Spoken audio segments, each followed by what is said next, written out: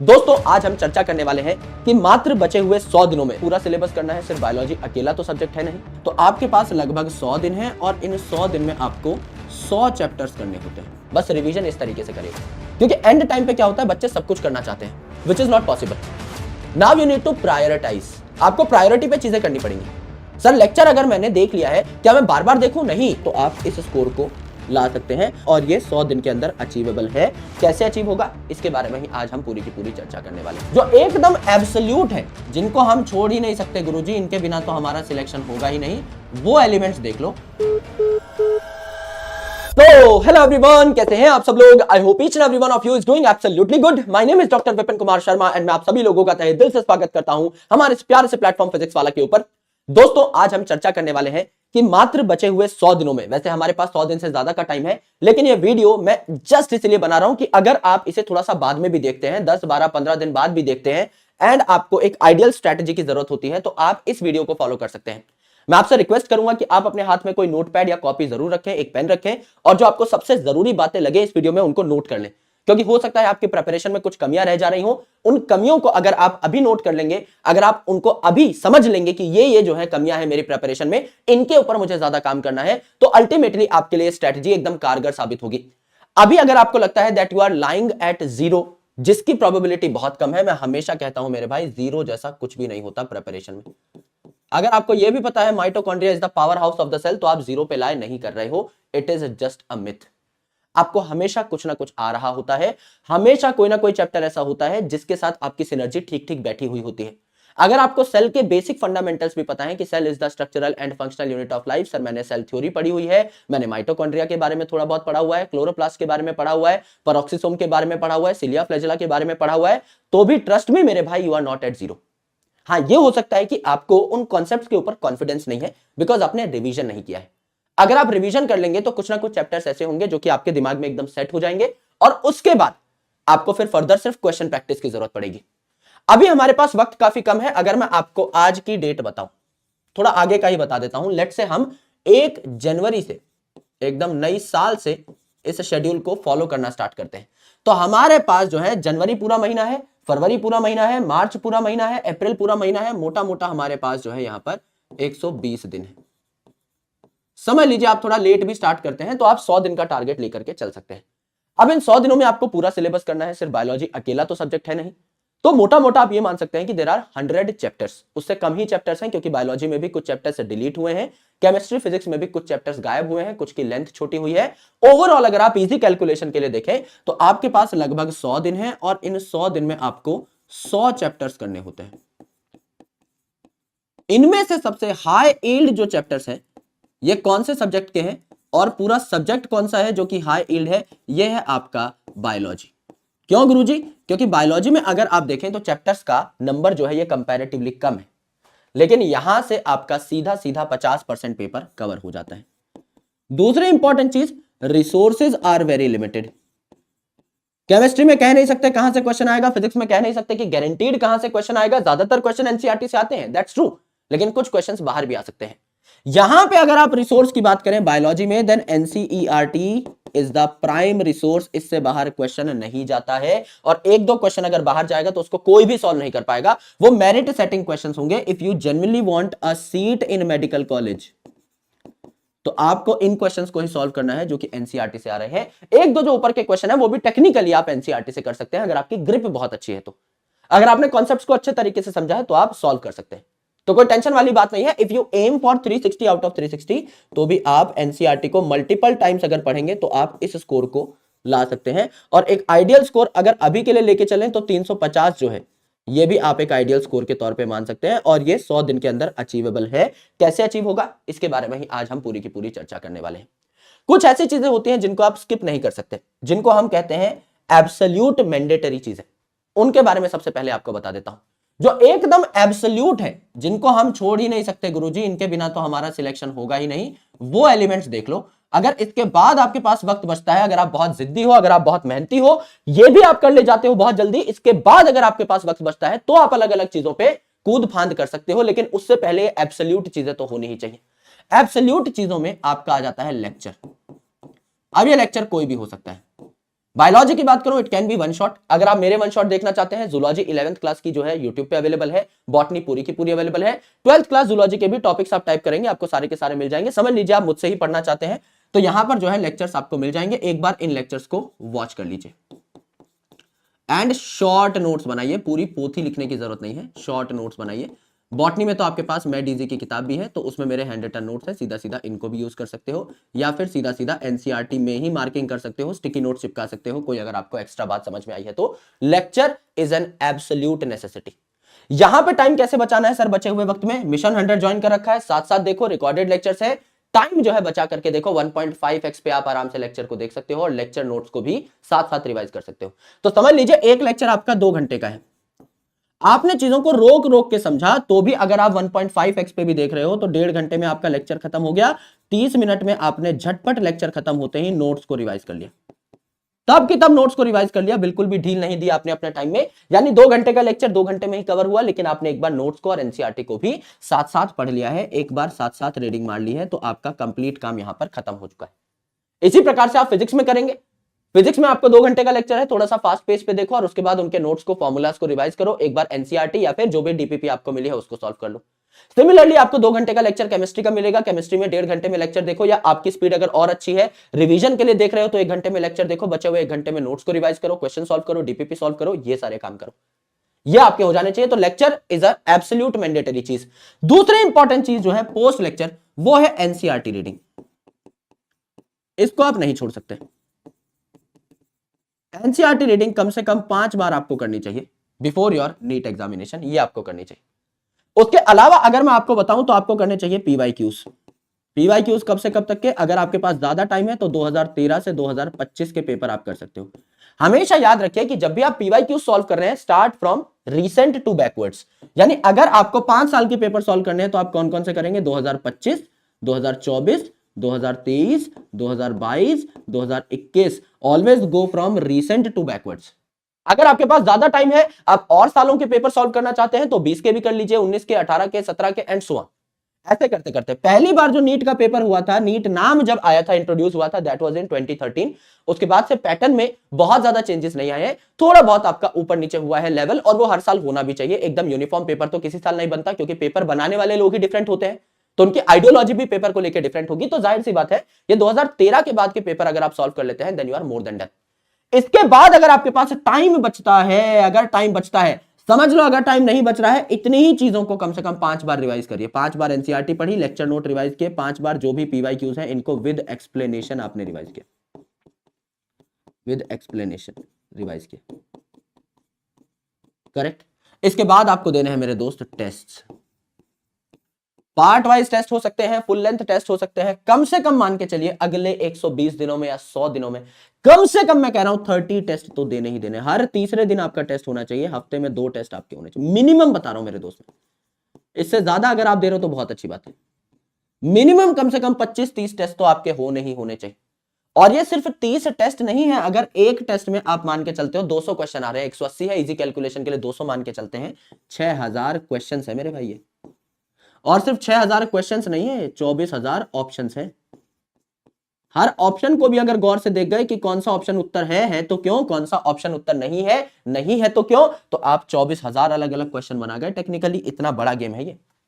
इसीलिए मैं जब भी स्टूडेंट्स को टेस्ट देने के बाद एनालिसिस करने को कहता हूं, मैं हमेशा डिटेल्ड एनालिसिस करने को कहता हूं। मैं कभी ये नहीं कहता कि शैलो एनालिसिस करो, कि एक बार पेपर आपने दे दिया उसके बाद पेपर को देखिए, ताड़िए थोड़ा सा 5-10 मिनट और आपको पता लग जाएगा कितने सही हुए, कितने गलत हुए, कितने मेरे मार्क्स बन रहे हैं, कितने में नेगेटिव मार्किंग हुई। This is not paper analysis, this is score calculation. आप सिर्फ अपना स्कोर कैलकुलेट कर रहे हो, इसे कोई पेपर एनालिसिस नहीं कहेंगे हम लोग। जब पेपर एनालिसिस की बात आती है, एक एक क्वेश्चन जो आपका सही भी है, समझ लो मेरे भाई कोई टर्म आ गई, एक ऐसा क्वेश्चन जिसमें आपने ऑप्शंस को एलिमिनेट करके आंसर तो निकाल लिया, लेकिन बाकी ऑप्शंस के बारे में आपको पता नहीं था। अगर मैं ऑप्शन स्विच कर दूं तो वही क्वेश्चन शायद आप ना कर पा रहे हो। उन ऑप्शंस को भी घूरिए कि कल को वही क्वेश्चन, वही ऑप्शन चेंज करके आपको दिया जाए तो आप नहीं बना पा रहे हो अगर, then this is a mess. ये बहुत बड़ी डिफिकल्टी हो जाएगी आपके लिए। हर ऑप्शन में अगर कोई नया शब्द छुपा हुआ है, उस शब्द को ढूंढिए, उसका मतलब जानिए, उस कॉन्सेप्ट को पकड़िए एंड उसे अपनी एनसीईआरटी में या अपने नोट्स में सप्लीमेंट करते रहिए। सप्लीमेंटेशन टेक्निक से हर टेस्ट के बाद आपके नोट्स और पावरफुल होते जाएंगे। और जब आप 20, 25, 30 टेस्ट दे देते हो, जब आप 1000, 1500, 2000 क्वेश्चन सॉल्व कर लेते हो, आपके नोट्स में अलग अलग जगह से इंफॉर्मेशन आकर के ऐड होती रहती है और आपके नोट्स बहुत ही सुप्रीम लेवल के नोट्स बन जाते हैं। This is what you need to do. इसके बाद भी अगर आपके पास टाइम बचता है, इसके बाद भी अगर आपके पास टाइम बचता है मेरे दोस्त, तब आप और ऑब्जेक्टिव क्वेश्चंस लगा सकते हैं, क्योंकि प्रैक्टिस तो भैया जितनी करी जाए उतनी ही कम है। तो ऑब्जेक्टिव क्वेश्चन इसके बाद आप लगा सकते हैं। यानी एब्सोल्युटली मैंडेटरी चीजों में हमारे पास क्या क्या आया? सबसे पहले लेक्चर देखेंगे, लेक्चर को एक ही बार देखेंगे, बार बार नहीं। कोई कॉन्सेप्ट ही समझ में नहीं आया तो उसको दोबारा देख सकते हैं, अदरवाइज एक बार लेक्चर देख लिया, लेक्चर से ही दोबारा रिवीजन नहीं करना है, इतना टाइम आपके पास है नहीं। अभी आप वो लिबर्टी खो चुके हो, इतना टाइम हमारे पास नहीं। उस लेक्चर के जो शॉर्ट नोट्स बनाए हैं इतना ढंग से बना लो कि बार बार देखने ना पड़े, एक बार में समझ में आ जाए, दोबारा लेक्चर पे ना कूदना पड़े। मैड इजी पढ़ सकते हो, एनसीईआरटी पढ़ सकते हो, एनसीईआरटी पढ़ रहे हो या कोई भी किताब पढ़ रहे हो, 5 बार पढ़ो, उसी को बार बार रिवाइज करो, अलग अलग रिसोर्सेज पे मत भागो।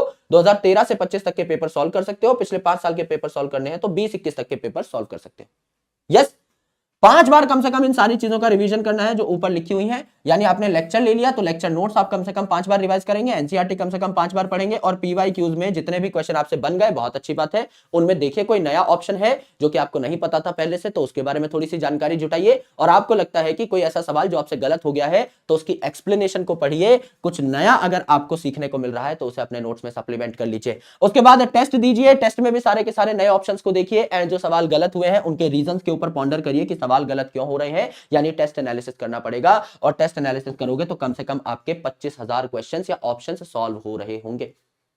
और इस बचे हुए वक्त में अगर आपने इतना काम कर लिया तो क्वेश्चंस का नंबर देख रहे हो, सिर्फ क्वेश्चन गिन लो, यहां पर 6,000 क्वेश्चंस हो गए, और यहां पर 2013 से 25 भी अगर आप पीवाईक्यू सॉल्व करते हैं तो आपके कितने साल के पेपर हो गए? आराम से आप उंगलियों पर गिन सकते हैं, 12 साल के पेपर हो गए। और कई बार ऐसा हुआ है, कई सालों में ऐसा हुआ है कि नीट का पेपर 2-2 बार हुआ है, तो आपके पास मल्टीपल पेपर्स भी होते हैं। यानी 15 पेपर आपको यहां से मिल गए, 3,000 क्वेश्चंस आपको यहां से मिल गए, यानी टोटल 9 से 10,000 क्वेश्चंस आप लोग सॉल्व कर सकते हैं सिर्फ फ्रॉम पीवाईक्यूज एंड टेस्ट। खुद के जो कर रहे हैं वो अलग, जो डीपीपी है वो अलग, मैं सिर्फ अलग टेस्ट और पीवाईक्यूज की बात करूं तो 10,000 क्वेश्चन आपने सॉल्व कर लिए। 10,000 क्वेश्चन यानी 40,000 ऑप्शंस, 40,000 ऑप्शन यानी 40,000 प्रोबेबल क्वेश्चंस आपने इन दिनों में सॉल्व कर लिया, और बहुत आसान है। बायोलॉजी में तो कुछ भी नहीं है। आप अगर मोटा मोटा एक चैप्टर को एक दिन भी देते हैं, आपने एक चैप्टर पढ़ा बायोलॉजी का एक दिन में, और उसके आप अगर क्वेश्चन सॉल्व कर लेते हैं तो झटपट क्वेश्चन सॉल्व हो रहे होते हैं बायोलॉजी में, इतना टाइम नहीं लगता। आप दिन का अगर 7-8 घंटा भी लगाएंगे तो भी एक बायोलॉजी का चैप्टर आप एंड टू एंड पढ़ सकते हैं, और उसको संडे को बैठ करके रिवाइज कर सकते हैं। तो please make sure that you have a buffer Sunday. इसको किल मत करिएगा, इसको टेस्ट के लिए, एनालिसिस के लिए और अलग अलग चीजों के लिए, रिवीजन वगैरह के लिए रखिएगा। तो आपका जो भी प्लान बन रहा है उसमें से संडे को हटा दीजिएगा। एक आधा लेक्चर हो सकता है आप इस दिन भी ले लें, लेकिन मेन जो आपका संडे होना चाहिए वो रिवीजन के लिए और बाकी सारे कामों के लिए होना चाहिए। करेक्ट? ये है आपका बायोलॉजी का मास्टर प्लान। तो मैंने आपको क्या क्या बताया? 100 चैप्टर्स हैं, हाई यील्ड सब्जेक्ट जो है वो है बायोलॉजी। क्योंकि देखो भाई, अगर आपने फिजिक्स का कोई चैप्टर पढ़ लिया, बुरा मानने की जरूरत नहीं है, आराम से सुनिए। अगर आपने फिजिक्स का कोई चैप्टर पढ़ लिया, मैं अगर क्वेश्चन बनाने बैठा हूं और मैंने एक मीडियम लेवल का भी क्वेश्चन बना दिया, आपकी प्रैक्टिस अगर अच्छी नहीं है तो जरूरी नहीं कि आप उस क्वेश्चन को सॉल्व कर पाए, हो सकता है आप उस क्वेश्चन को सॉल्व ना कर पाए। लेकिन बायोलॉजी अगर आपने हल्की फुल्की भी पढ़ रखी है तो भी आप ऑप्शन एलिमिनेट करके आंसर निकाल सकते हैं। Biology is the most scoring subject for NEET aspirants. इसमें भी 350 नहीं स्कोर कर पाए तो भाई सिलेक्शन मुश्किल हो जाएगा। इस बार अगर किसी बच्चे की केमिस्ट्री फिजिक्स खराब भी थी, पेपर का लेवल बहुत अच्छा था, अगर उसने 340 350 भी स्कोर कर लिए होंगे बायोलॉजी में, आज वो मेडिकल सीट में बैठा होगा। अगर उसके फिजिक्स केमिस्ट्री में 180 में से आधे आधे नंबर भी आए होंगे, 90 नंबर भी आएंगे, 50% तो भी वो आज एक मेडिकल सीट में बैठा होगा, क्योंकि उसका ओवरऑल स्कोर 550 के आसपास पहुंच गया होगा। तो मेरे भाई ये जो नंबर है ये बहुत सेफ नंबर है, बहुत प्यारा नंबर है। पेपर कैसा भी आए, हार्ड आए, इजी आए, आपको तो इतना 340 350 तो एज अ मिनिमम स्कोर रखना ही पड़ेगा बायोलॉजी में, अदरवाइज सिलेक्शन नहीं होगा। ये तो आपके सिलेक्शन की घंटी है, इसको तो बजाना ही पड़ेगा मेरे दोस्त, इसके बिना काम नहीं चलता। और बाकी सब्जेक्ट्स में आप मानो ना मानो, नंबर आपके हाथ में नहीं है।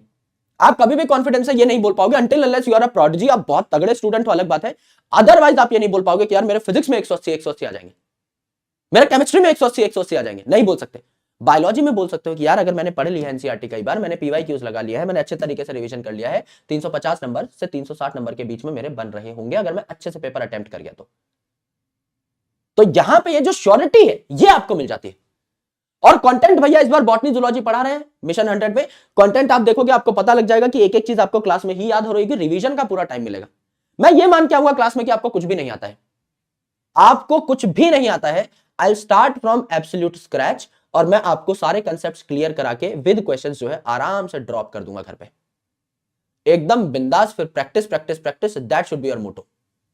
कि जितना कंटेंट मिल गया है इसी को मैं 5 बार रिवाइज करूंगा, इसी को मैं अच्छे से पढ़ूंगा, विपू भैया ने पढ़ा दिया है, समझा दिया है, फ्रेश कॉन्सेप्ट्स हैं, इनको झटपट यूटिलाइज करके मैं काफी सारे क्वेश्चन सॉल्व कर रहा हूं। डीपीपी भी आपको एकदम प्राइम लेवल की दूंगा मैं। उतने क्वेश्चन अगर आप बना ले गए तो आपका जो है खेला बहुत सॉलिड हो जाएगा। तो टेंशन लेने की जरूरत नहीं है, आराम से बायोलॉजी आपकी क्रैक हो जाएगी। अगर आप मिशन 100 का पार्ट नहीं है तो भी ये प्लान आपके लिए है, एग्जिस्टिंग बैचेस में जहां पर भी आप हैं पढ़ते रहिए, बस रिवीजन इस तरीके से करिएगा। क्योंकि एंड टाइम पे क्या होता है, बच्चे सब कुछ करना चाहते हैं, विच इज नॉट पॉसिबल।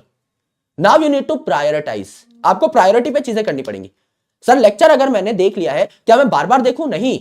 अगर आपको लिविंग वर्ल्ड आता है उसका लेक्चर देखने की जरूरत नहीं है, अगर आपको cell the unit of life आती है उसका लेक्चर देखने की जरूरत नहीं है, अगर आपको बायोडाइवर्सिटी एंड इट्स कंजर्वेशन आता है उसका लेक्चर देखने की जरूरत नहीं है। कहीं भी नहीं लिखा है, किसी किताब में नहीं लिखा है कि जो आता है उसको बार बार देख के और पक्का कर लो और स्ट्रॉन्ग कर लो। If you already know the concept, ज्यादा से ज्यादा बैच में जाके नोट्स देख लो टीचर के कि कहीं कोई पॉइंट मिस तो नहीं हो गया। कोई पॉइंट अगर मिस हो गया तो अपने पहले के नोट्स में या एनसीईआरटी में ऐड कर लो।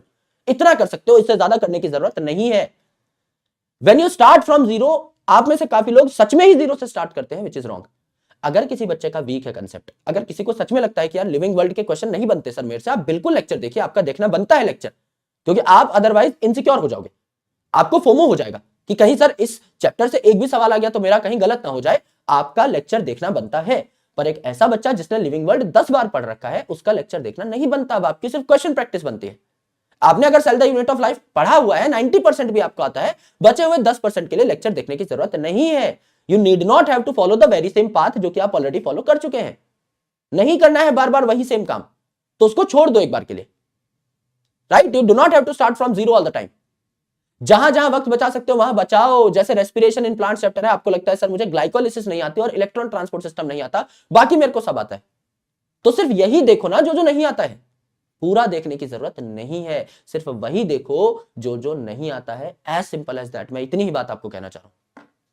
आपका टाइम बचाना आपके हाथ में है, राइट? जो भी आपने पीवाईक्यूज बनाए उनमें से जो जो गलतियां उन्हें एक पेपर पे नोट कर लो कि इस चैप्टर के पीवाईक्यूज है, यहां गलती हुई थी, सारी गलतियां एक पेपर पे हैं मेरे पास। जब रिवीजन करूंगा ये पेपर देखना पड़ेगा मुझे, किताब में गलतियां नहीं ढूंढनी पड़ेंगी कि यहां गलतियां हुई थी। तो हर चीज को पहले ईजी करके रखो, एक रेगुलेटेड फॉर्मेट में चलो।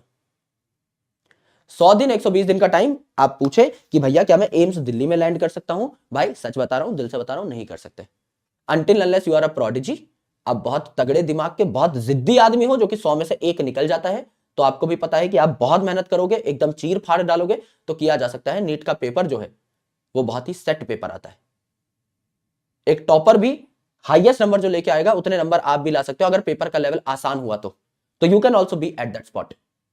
मैं मना नहीं कर रहा, लेकिन सब कर ले जाएंगे, मैं इस बात के सख्त खिलाफ हूं, सब नहीं कर पाएंगे। लेकिन क्या अगर आप मुझसे ये पूछें कि भैया आपने जो प्लान दिया है 125 दिन का, 125 दिन का, 120 दिन का, 100 दिन का, इसको अगर मैं फॉलो कर लूं, ये जो बोर्ड पे सारी चीजें लिखी हुई हैं ये अगर मैं फॉलो कर लूं तो क्या मैं एक अच्छे गवर्नमेंट मेडिकल कॉलेज में लैंड कर सकता हूं? कर सकते हो, ये बात मैं दावे के साथ कहता हूं। अगर आप बोलोगे मैं भारत के सर्वश्रेष्ठ मेडिकल कॉलेजेस की एक सूची है उसमें से किसी में पहुंचना चाहता हूं, यह बड़ा मुश्किल है मेरे भाई। बच्चे 8वीं 9वीं क्लास से लग जाते हैं, इसको क्रैक करना इज जेन्युइनली डिफिकल्ट। मैं आपको मिसगाइड नहीं करूंगा ये बोल के, मैं बड़े बड़े सपने दिखाने नहीं आया हूं, मैं रियलिटी से वाकिफ कराने आया हूं आपको सिर्फ एक गवर्नमेंट मेडिकल कॉलेज की सीट चाहिए, इतना अपना एम रखो अगर अभी तक पढ़ाई नहीं की है तो। If you are watching this video for the name sake कि हाँ सर मेरी पढ़ाई अच्छी चल रही है, मैं सिर्फ देख रहा था कहीं मैं कुछ मिस तो नहीं कर रहा हूं, अगर आप 1-2 साल पढ़ चुके हो then you can ultimately aim for the best colleges. लेकिन अगर आपको लगता है कि सर अब मैं बस डॉक्टर बनने का सपना साकार करना चाहता हूं, मेरे को एक गवर्नमेंट मेडिकल कॉलेज में लैंड करना है अच्छे तरीके से अपना पेपर दे करके, अब से अगले 100 दिन मैं कमिट करके जा रहा हूं सर कि मैं I will not let my self down, मैं अब अपनी नजर में गधा नहीं बनना चाहता। तो उतना एक बार नीचे कमेंट सेक्शन में सारे लोग लिख दीजिएगा, एक नॉर्मल लाइन बना लेते हैं कि sir I will do my best for the coming 100 days. आपका बेस्ट दिन का 6 घंटा भी हो सकता है, आपका बेस्ट दिन का 14 घंटे भी हो सकता है। You decide your best for yourself and increase your best. If today you are working for 6 hours, increase your best in next week, work for 7 hours, work for 8 hours next week, work for 9 hours next week, next to next week और काम करते जाओ और ऐसे करते करते 12-13 घंटे पे पहुंचो जो कि एक आइडियल टाइम है। तो इस प्रोसेस में एक अच्छे स्टूडेंट बन जाओ। उतना भी कर गए तो बहुत अच्छी बात है, क्योंकि अभी तक अगर आपने नहीं पढ़ाई की है इसका मतलब you are very inconsistent and very inserious. तो आपको अपने अंदर अपने व्यवहार में भी एक परिवर्तन लाना होगा, क्योंकि इन सीरियस बच्चे का सीरियस बनना, इन सिंसियर बच्चे का सिंसियर बनना, नॉन हार्डवर्किंग बच्चे का हार्डवर्किंग बनना, this is a complete journey. आपको भाई पिकाचू से राइचू बनना है, पूरा इवॉल्व होना पड़ेगा, तब जाके एक नए बेहतर स्टूडेंट में, एक बेहतर इंसान में परिवर्तित हो पाओगे। ये कोई आसान जर्नी नहीं है। इसके लिए अपने आप को संभाल के रखना, बांध के रखना बहुत जरूरी है, अपने हौसले को बरकरार रखना बहुत जरूरी है, और ये सबके बस की बात नहीं। तो अगर आपके बस की बात है, नीचे लिख दो, I will give my best shot for next 100 days. I am promising Vipu भैया कि मिलेंगे रिजल्ट सेलिब्रेशन पे जरूर, और रिजल्ट हो ना हो अलग बात है मेरे भाई, मैं अपने आप को इवॉल्व तो कर ले जाऊंगा इन 100 दिनों में। I will be a better student, कि मैं जहां भी जाऊंगा, जिस भी कॉलेज में कदम रख दूंगा, मैं फाड़ डालूंगा। वो कॉलेज मेरे नाम से जाना जाएगा आने वाले 10, 12, 15 सालों में कि ये स्टूडेंट यहां से निकला था। I will work in that way, I will become best of the best student. ये आप नीचे कमेंट कर देना। किसी भी चीज की जरूरत है, कोई प्लानर चाहिए, कोई नोट्स चाहिए, कोई भी चीज आपको चाहिए, तो आप मुझे बता दीजिएगा इन द कमेंट सेक्शन। मैं सारे कमेंट्स पढ़ता हूं और बकायदा कुछ के रिप्लाई भी करता हूं। विपिन सर के जार्विस करके हमारा टेलीग्राम चैनल है, वहां पर भी जुड़ जाएगा मेरे साथ। वहां पर भी खूब आपके लिए कंटेंट आने वाला है, एब्सोल्युटली फ्री ऑफ कॉस्ट। तो वहां पर भी जुड़ जाइएगा और खूब सारी प्रैक्टिस हम लोग स्टार्ट करते हैं। आप सभी लोगों का स्वागत है मिशन 100 में। मिशन 100 का पार्ट नहीं भी हो तो यूट्यूब पे I will be always available for you. बस नीचे ये लिख दो कि अगली वीडियो किस टॉपिक पे चाहिए, और जिस टॉपिक पे सबसे ज्यादा लाइक होंगे उस पे हम लोग वीडियो बना रहे होंगे। ऑलराइट, अपना ख्याल रखो, पढ़ाई करते रहो। लॉट्स ऑफ लव, जय हिंद, बहुत बहुत शुक्रिया। Take care of yourself, bye, best of luck.